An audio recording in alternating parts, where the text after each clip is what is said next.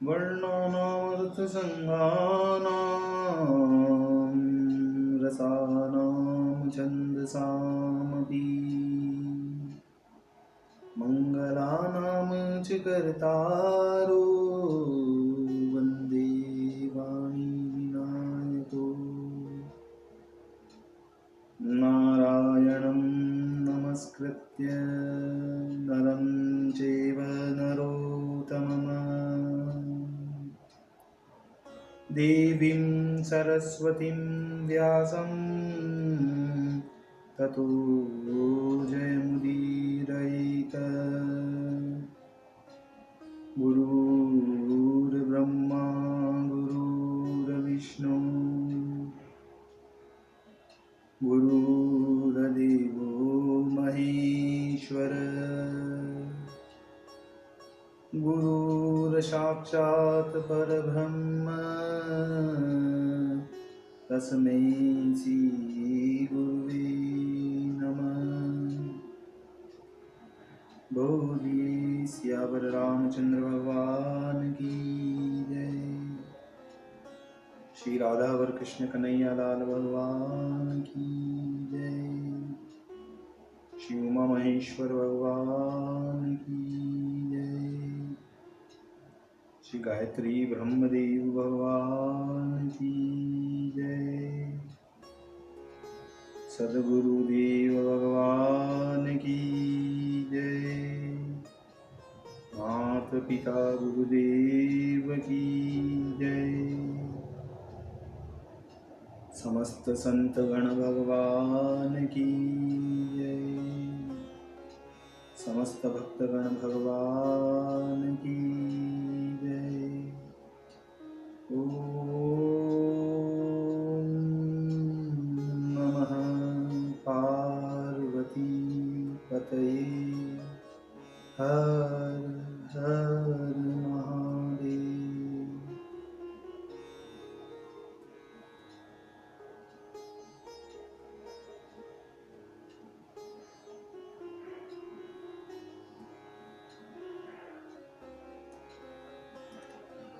तो मित्रों को आप सभी श्रीमद् भागवत कथा की उच्च कोटि के श्रोतागण,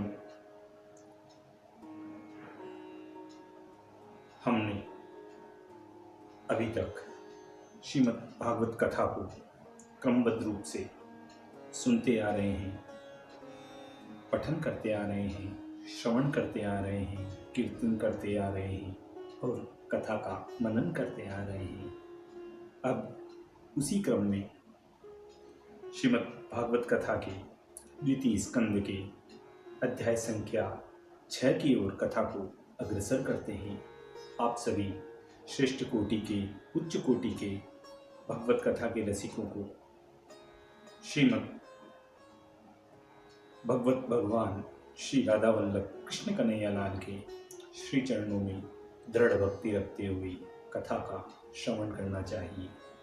बोलिए श्री कृष्ण कन्हैया लाल भगवान की जय।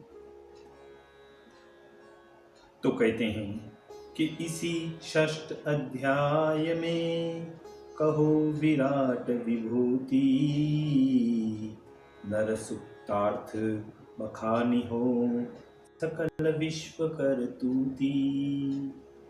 ब्रह्मा जी कहते हैं कि अब विराट पुरुष की विभूति का वर्णन करते हैं। कहते हैं कि अस्मदादि को की वाणी के स्वामी ब्रहीन उन ईश्वर का मुख उत्पत्ति स्थान कहा गया है। इनमें 4 बातें होती हैं। वाणी तो इंद्रिय हैं, वरुण देवता हैं, मुख उत्पत्ति स्थान कहा गया है और इसका स्वाद लेना यह उसका विषय कहा गया है। इस प्रकार से यह 4 बातें होती हैं। यह है बात जो सब स्थानों में जान लेना चाहिए। ग्रंथ विस्तार के कारण अधिक नहीं लिखा गया है। गायत्री आदि 7 छंद जो हैं अपने लोगों की सत्य त्वचा हैं। देवानां हव्यम देखिए यहाँ कहा गया है कि देवानामन्नम हव्यम, जो देवताओं के निमित्त दिया जाए वह हव्य है।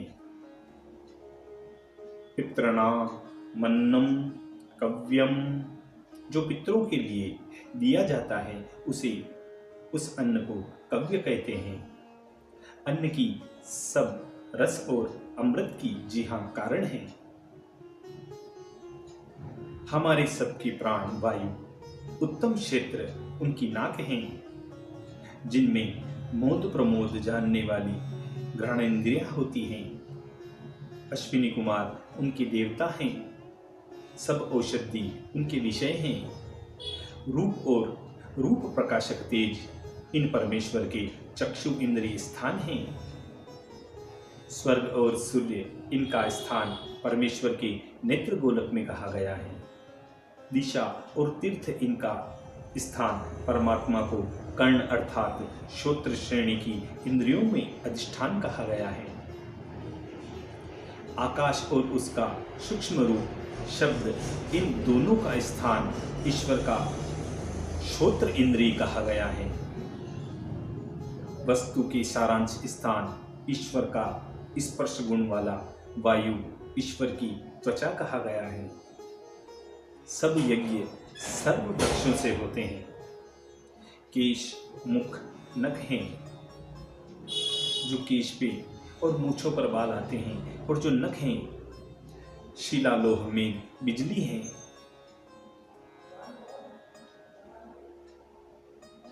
प्राय करके क्षेमकारी लोकपाल हरि की बाहु कहे गए हैं।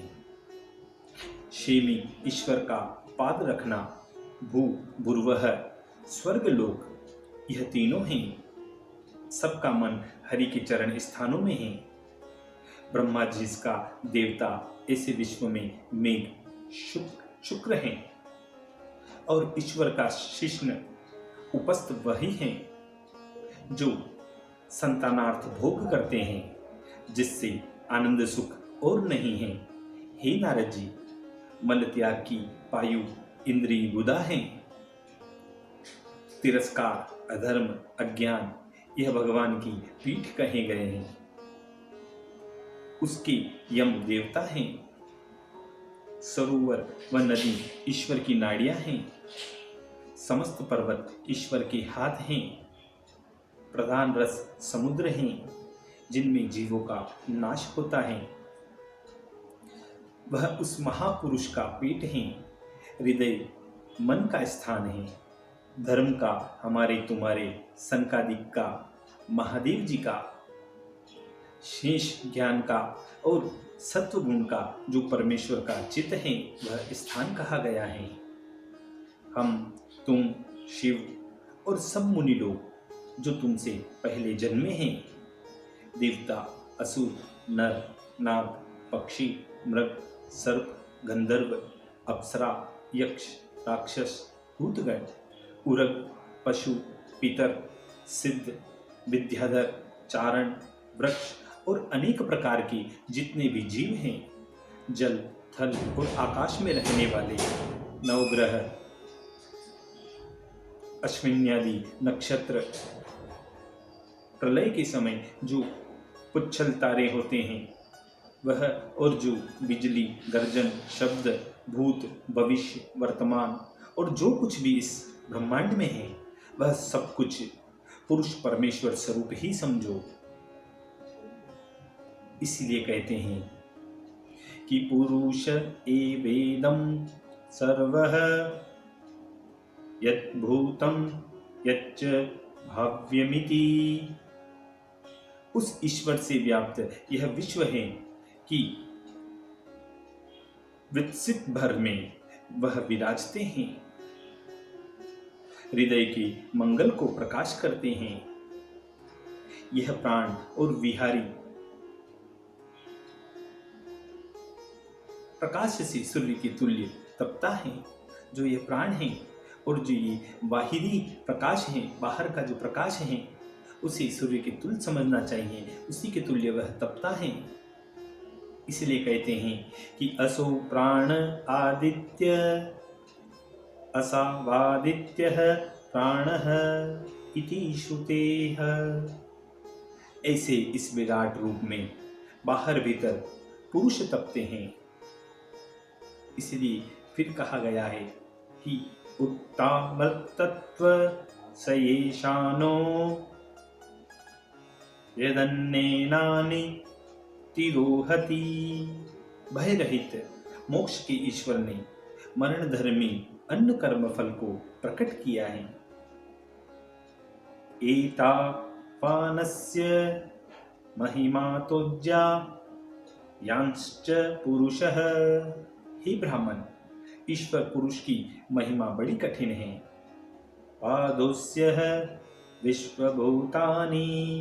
ईश्वर पुरुष के पाद में सब जीवों की स्थिति है, ऐसा जानो। त्रिपादस्यामृतम दिवी। क्षेमदायक अभयदायक अमृत त्रिलोकी के सिर पर रखा हुआ अथवा क्षेमी अभयी मरण जहां नहीं है, ऐसी त्रिपदा विभूति त्रिलोकी सिर पर रखी है। त्रिपाद विभूति बाहर हैं, जो नैष्टिक ब्रह्मचारियों के स्थान कहे गए हैं, वही आश्रम है। इस त्रिलोकी के भीतर गृहस्थी ब्रह्मचर्य नहीं करते हैं। ब्राह्मण क्षत्रिय वैश्यों के घर में ही सदा मोक्ष होता है। इसलिए कहते हैं कि ततो विश्वयत्राम मत्शासनान शने अभि विविधम सुष्ठु अंचतिति विश्वक। अनेक प्रकार से सब ओर से जिनकी पूजा हो वह ईश्वर है। और शिक्षा शास्त्र और एक बिना शिक्षा का शास्त्र, जिसमें दो मार्ग प्रकट किए हैं, विद्या और अविद्या, जिसमें रची हैं, परंतु दोनों ईश्वर के आश्रित रहते हैं। अविद्या बंधन को करने वाली है और विद्या मुक्ति की दाता है। ततो विराजायत। भूत इंद्रियों से गुणात्मक विराट ब्रह्मांड हुआ, जिससे अनेक द्रव्य हुए हैं। इस विश्व को सूर्य की तरह ईश्वर ने तपाया है। यत् पुरुषेण हवीशा नभो भवम नाव्ययम्। जिस समय व्यापक ईश्वर की नाभि के कमल से मैं उत्पन्न हुआ, तब पुरुष के अवयव के बिना यज्ञ की कुछ सामग्री न देखी। उनके यज्ञ के पशु, वनस्पति, पूषा और देवताओं के यजन योग्य स्थान रचे गए और जिनमें बहुत गुण, ऐसा समय रचा गया। सब पात्रादि रचे गए, औषधि, धृतादि, मधुरादि, सुवर्णादि धातुएं, मृत्तिका, जल, ऋग्वेद, यजुर्वेद, सामवेद, अथर्ववेद, 4 प्रकार के वेद, ब्राह्मण और जिसमें हवन करें वह कर्म रचा गया। हे सतम, ज्योतिष्टोमादि नाम मनंतार मनु संघातारम यात्रयन्ते इति स्वाहाकारादि कमंत्रा। इस प्रकार कहा गया है कि सुवर्णादिक दक्षिणा, एकादश्यादि सब व्रत, देवताओं के नाम, सबके निमित्त वेदायनादिक कर्म, पद्धति, संकल्प, अनुष्ठान की क्रिया, तंत्र, यह सभी किए गए। विष्णु क्रमादि गति, देवताओं का ध्यानादि मति, प्राश्चित जो करना उसको भगवान में समर्पण करना, पुरुष के अवयवों से मैंने सब सामग्री उस समय रचना की। यज्ञेन यज्ञम मया जतम देवाः। पुरुष के अवयवों की ऐसे सब सामग्री से पूजनीय परमात्मा ने पुरुष का यज्ञ किया। उनके पीछे प्रजापति नो, यह तुम्हारे भ्राता सावधान होकर इंद्रादि रूप से अपने आप ही व्यक्त और स्वस्वरूप से अव्यक्त पुरुष का पूजन करने लगे। उनके पीछे अपने समय में सब मनुष्य सब ऋषि और सब पितर विबुद्धित्य मनुष्य यज्ञों से समर्थ जनार्दन का यज्ञ करने लगे। यह सब विश्व भगवान नारायण में स्थित हैं। इस सृष्टि के रचने के आदि में बहुत माया के गुण ग्रहण किए। आप सब गुणों से पृथक रहे हैं। उसी परमात्मा की आज्ञा से मैं संसार रचता हूँ। ईश्वर के वश होकर शिव संहार करते हैं और पुरुष विष्णु रूप होकर विश्व की रक्षा करते हैं। इसलिए कहा गया है कि त्रिशक्ति मर्याताम धरतीति त्रिशक्ति द्रक। तीन शक्तिधारी मायाधारी ईश्वर हैं। हे नारद, जैसे तुमने पूछा है उसी प्रकार मैंने यह सब कहा है। जो जो बातें तुमने पूछी उनका उत्तर मैंने इस प्रकार दिया। भगवान के बिना सत असत आत्मक इस विश्व में कुछ भी नहीं है। हे अंग, हे नारद, मेरी वाणी कभी मिथ्या नहीं होती और मन की गति कभी मिथ्या नहीं होती। मेरी इंद्रियां कभी खोटे मार्ग में नहीं जाती, क्योंकि निश्चय करके अत्यंत भक्ति से हृदय में श्री हरि को धारण किया है। वह हम वेदमय तपोमय प्रजापतियों के पति सबके वंदित सुंदर योग में स्थित होकर तप करते हैं, परंतु मैं अपनी उत्पत्ति करने वाले को अब तक नहीं जान सका हूँ, नहीं जानता हूँ। ब्रह्मा जी नारद जी से कह रहे हैं कि मुझे उत्पन्न करने वाले को मैं अभी तक नहीं जाना हूँ, जान नहीं सका हूँ। शरणागत के रक्षक, संसार के नाशक, स्वस्तिदाता, मंगलदायक नारायण के चरण के हम आश्रित हैं। जो भगवान अपनी माया का विस्तार आप भी नहीं जानते, जिस प्रकार आकाश का अंत आकाश नहीं जान सकता, इसी प्रकार औरों की तो क्या सामर्थ्य है। जैसे आकाश के पुष्प को न देखना, जो कुछ सर्वज्ञता का नाश नहीं करता। श्रुतिश्च कहती हैं कि यो अस्याध्यक्षः परमे, यो अस्याध्यक्षः परमे व्योमंसो अंगः वेद यदि वान वेद इति। जिसकी गति को न हम न तुम और न कोई न शिव जाने, फिर देवताओं की तो क्या सामर्थ्य है। उनकी माया से मोहित बुद्धि वाले सब इस माया के रचे हुए विश्व को अपने ज्ञान के अनुसार वर्णन करते हैं। जिन ईश्वर के अवतारों के कर्म अस्मदादिक अर्थात हम सब गाते हैं, परंतु सिद्धांत से उनको नहीं जानते। उन त्रिलोकीनाथ के अर्थ की बारंबार हम नमस्कार करते हैं। वह अजन्मा पुरुष ईश्वर सबसे प्रथम है। वही कल्प कल्प में विश्व रचयिता, कर्ता, अधिकरण, साधन, कर्म सब रूप आप ही हैं। वही संसार करता है, वही रक्षा करता है। इसीलिए कहा गया है कि विशुद्धम, विषय आकार रहित हैं, केवलम एक हैं, ज्ञानम ज्ञान स्वरूप हैं, प्रत्यक सबका अंतर्यामी है, सम्यक संदेहादि रहित हैं, अवस्थितम स्थिर हैं, सत्यम सत्य रूप हैं, पूर्णे सब में पूर्ण हैं, अनाद्यम आदि अंत रहित हैं, निर्गुणम मायाकृत गुण जिसमें नहीं है, नित्यम सदा रहते हैं, अव्ययम ईश्वर के बिना और कोई नहीं है, आत्मा मन इंद्रियां अंतःकरण प्रसन्न होते हैं, तब मुनिगण ईश्वर को जानते हैं। हे नारद, जब खोटे लोग खोटे तर्क करते हैं, तब ईश्वर का सब ज्ञान नष्ट होकर आदि पुरुष वहां से अंतर्ध्यान हो जाते हैं। पर ब्रह्म का प्रथम अवतार पुरुष है। काल, स्वभाव, सत असत, मन, महाभूत, अहंकार, मन आदि इंद्रियां विराट स्वरूप स्थावर जंगम, यह सब परमेश्वर के अवतार हैं। हम महादेव, यज्ञ, रजेश्वर, दक्षादि, तुम सब स्वर्ग लोक के पालक, खग लोक पालक, मनुष्य लोक पालक, तन लोक पालक, सभी ईश्वर की विभूति हैं।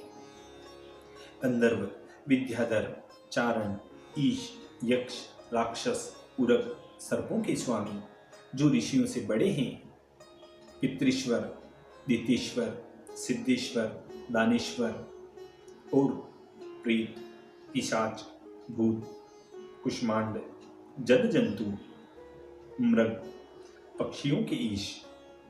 इस ब्रह्मांड कटाह में जो कुछ यहाँ उपस्थित है वह सभी स्वरूप सब परमेश्वर के रूप हैं, परमेश्वर का अंश है। जो कुछ इस लोकों में है वह भगवान के महापराक्रम बल की तरह है। क्षमा, श्री, लज्जा, संपदा ईश्वर के समान है। जो रूपवान है, जो बिना रूपवान है, यह सब परम तत्व हैं। प्रधानता से जिन्हें ऋषि लोग नमस्कार करते हैं वह लीला अवतार पुरुष ब्रह्म के हैं। वह कानों का मल दूर करने वाले हैं। वह परम सुंदर कथा 24 अवतारों की अब हम तुमसे कहेंगे। इस प्रकार नारद जी और ब्रह्मदेव का यह संवाद चल रहा है और ब्रह्मा जी अपने पुत्र नारद से कह रहे हैं कि अब हम आपको भगवान के 24 अवतारों की कथा सुनाएंगे। इसी संवाद के साथ इति श्री भागवत कथायां द्वितीय अंशे षोडशोऽध्याय पूर्णः। बोलिए श्री कृष्ण कन्हैया लाल भगवान की।